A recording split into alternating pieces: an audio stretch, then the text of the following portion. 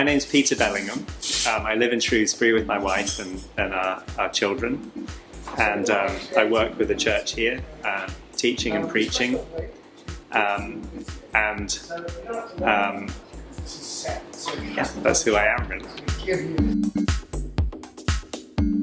I would say that I began praying from when I was very small. I've always felt that there's someone out there listening, but I wouldn't say that I really knew as a child who that someone was, but I certainly began praying as a child. As a very young child, when I go to bed at night before going to sleep, I would ask God to look after my family, maybe sort problems out and help us. I think that there are three responses that God gives to prayer: yes, no, or wait. And so I've experienced all three of those responses. What I do know is that God always listens, and He always responds to a prayer that's prayed out of honesty.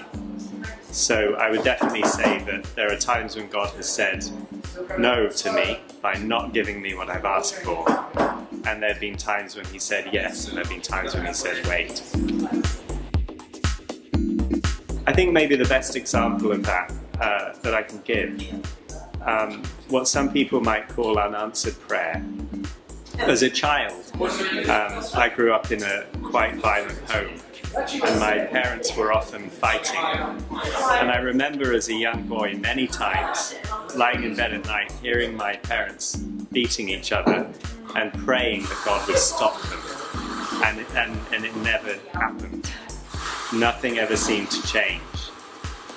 And it was only later, many years later, that I came to see that really God was listening every time I asked for that, and He was giving a response. And really that response, I would say, was yes, no, and wait. It was no at the time because my parents were making a choice of how they wanted to live. And if God was to have stepped in and forced them not to fight with each other, He would have been taking away their free will. So there was a no involved in God's answer. There was a wait involved in God's answer, because years later, when myself and my sisters and brothers, and ultimately my mother also, came to know Christ, and the peace and the joy and the strength that He brings, everything changed. So there was a wait in that answer. And of course, therefore, there was a yes in God's response, but His response wasn't the immediate yes that I wanted as a hurting child at that time, but it was a very definite yes over the course of the years. I would say that prayer is simply conversing with God, engaging in a relationship with God. It's like if you have a friend, you might chat with your friend and talk about things that interest you together. You might laugh with them, you might cry with them, you might just sit quietly with them. There's all kinds of ways that you're communicating and engaging with your friend. And I think prayer is very similar. There are times when it's a matter of asking God for things that we need. There's times when it's a matter of listening and seeing if He's saying anything to us. There's times when it's simply just being quiet and enjoying the fact that He's there with us. And there are times when it's praising Him for the goodness that He shows.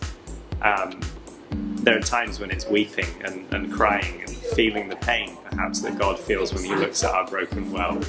So it really is a beautiful relationship with God.